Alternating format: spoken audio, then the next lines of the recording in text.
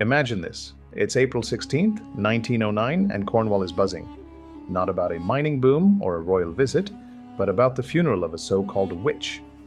Yep, we're talking about Granny Boswell, Cornwall's last known wise woman. Now hang on, a witch funeral? In the 20th century? Oh, you're gonna want to hear this one. Granny Boswell wasn't some cartoon hag with green skin and a flying broomstick. No, no.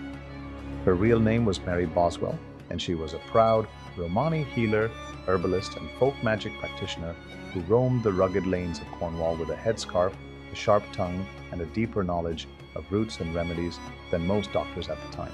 Locals loved her, or feared her, or both, because if your cow got sick, or your marriage hit the rocks, or you needed to ward off the evil eye, Granny Boswell was your gal.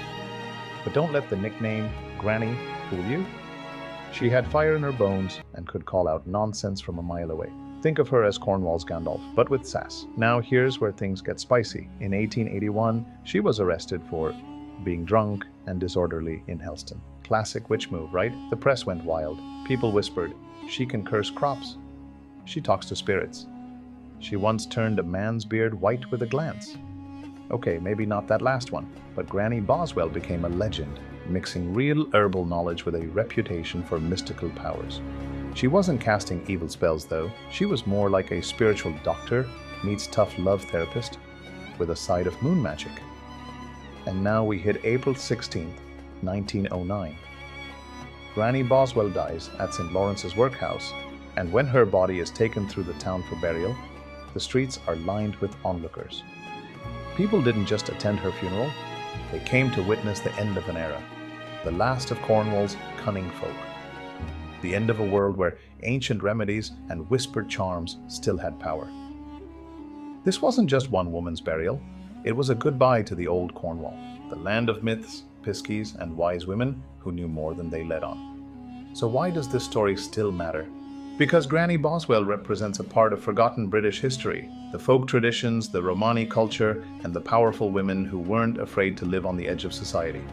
She didn't wear a crown, she didn't win battles, but she made people believe. And in a time when science and industrial progress were taking over, she reminded folks that there's still mystery in the wild, still power in tradition, and still courage in being different. And isn't that something we all kind of need right now? So, would you go to a witch's funeral, or would you just stay home and sage your room? Let me know in the comments. And hey, if you enjoyed this blend of folklore, fun, and forgotten legends, hit that subscribe button like Granny Boswell hit the gin bottle in Helston. Tell me what you want to see next, and help me make history feel less like a textbook and more like a pub story with weird relatives and questionable potions. Thanks for watching, and remember, not all witches ride brooms. Some walk barefoot and carry lavender,